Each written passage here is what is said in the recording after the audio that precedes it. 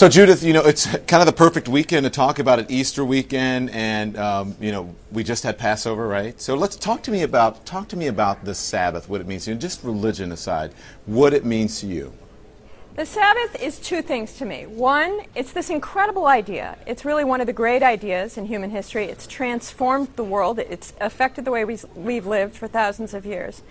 And I was interested in thinking about it, studying it, learning its history before it kind of disappeared from our lives. So that was the big idea that I had about the Sabbath. And then what it meant to me personally was it was a way to get outside of the work-a-day, driven, careerist life that I was leading. You know, it's interesting because you talk about, you know, Christians, any religion, people have these moments where they feel like they're searching for something, right?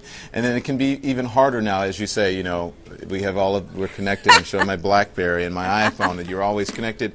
And sometimes, do you think it's always about religion, or is it just about connecting to source, connecting to family, pulling back and not being so involved in the rat race?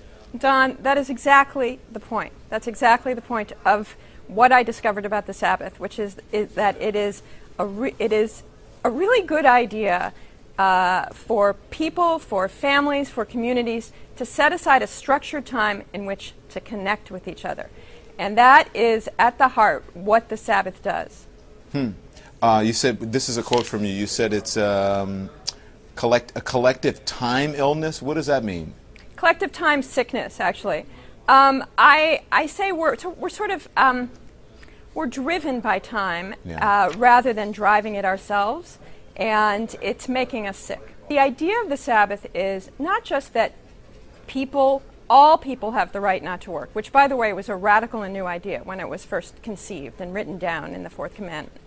It's not only that. It's that all people have the right to work, not to work, at the same time so that they can be together.